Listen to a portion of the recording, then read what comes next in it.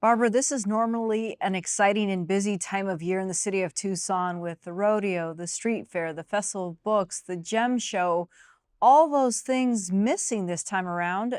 How much money does the city normally take in from those events? I can tell you as an economic development professional with the city that it is hard to go without the special events. The impact is phenomenal.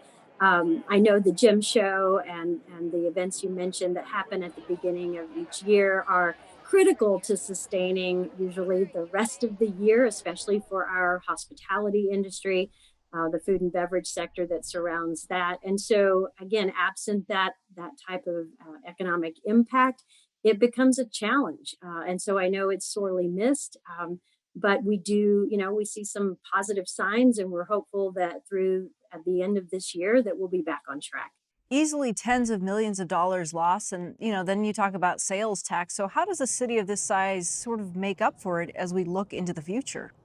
It's interesting, though, that sales taxes are rising. They're up. I listened to Dr. George Hammond with the University of Arizona College of Eller School of Management. He was suggesting in his last forecast that we're up 12% with sales taxes over January of last year, where we saw some losses in leisure and hospitality and food and beverage.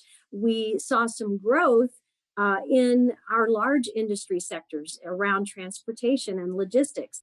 In your opinion, Tucson is on the right track to get out of this pandemic when it comes to the economics. I think so. And of course, it's my job to say so as well. But I think beyond that, we are positioned very well to recover. We're surrounded by neighbors such as California, where things are difficult. It's more challenging. It's higher cost of doing business. The other thing that I love about our position where we are in Arizona is not only the proximity to Mexico and the bicultural, bilateral opportunities that offers us, but also the opportunity to be close to Phoenix and only an hour and a half up the road where we have access to two large markets, two great airports. And that I think adds to our competitive advantage as well, but still gives us everything that we know and love about the uniqueness here in Tucson. You have painted somewhat of a positive picture. And as you know, there are people who are sitting at home and watching this, and that's not the case for them. What sorts of resources are available if you're struggling and you live or have a business in the city of Tucson? So I would say for those, definitely reach out to us, right? Sometimes it's just not knowing where to go. So we keep our hotline for small business 520-837-4100.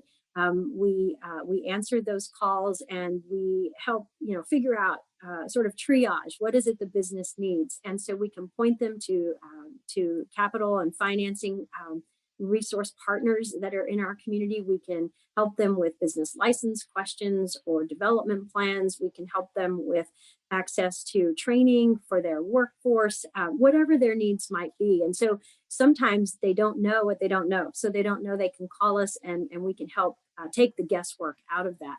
So I would say that's not to hesitate and definitely reach out. All right. Barbara Coffee, the Economic Initiatives Director for the city of Tucson. Thank you. Thanks very much.